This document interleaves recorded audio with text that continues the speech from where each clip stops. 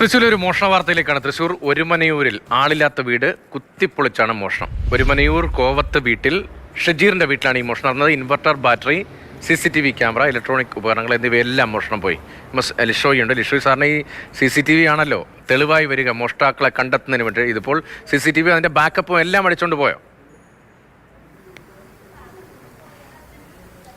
തീർച്ചയായും CCTV ക്യാമറകളും DVRും ഉൾപ്പെടെയുള്ളവയാണ് ഈ മോഷ്ടാവ് മോഷ്ടിച്ചു കൊണ്ടുപോയത്. അതായത് ഈ വീട്ടിൽ കുറച്ച് നാളുകളായി തന്നെ ആളുകൾ ആരുമില്ല. വീട് പൂട്ടിയിട്ടുകൊണ്ട് ഷജീറും കുടുംബവും വിദേശത്താണ്. അതുകൊണ്ട് തന്നെ ഈ വീട്ടിൽ ആളനക്കമില്ല എന്ന് കണ്ട് ഒരുപക്ഷെ മോഷ്ടാക്കൾ എത്തിയതാകാം എന്നാണ് പറയുന്നത്. പക്ഷേ മറ്റ് സ്വർണമോ പണമോ ഒന്നും തന്നെ വീട്ടിൽ ഉണ്ടായിരുന്നില്ല എന്നുള്ളതാണ് ഒരു പ്രാഥമികമായ നിഗമനം. വീട്ടിലുണ്ടായിരുന്ന മറ്റ് വിലപിടിപ്പുള്ള വസ്തുക്കളൊക്കെ തന്നെ എടുത്തുകൊണ്ടുപോയി.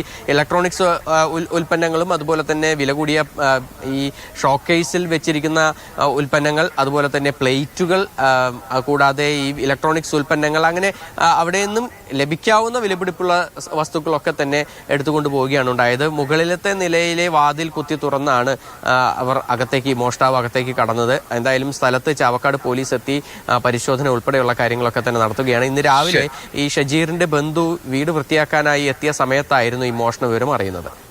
MS ലിഷോയ് തൃശ്ശൂരിൽ നിന്നാണ് വിവരങ്ങൾ നൽകിയത്.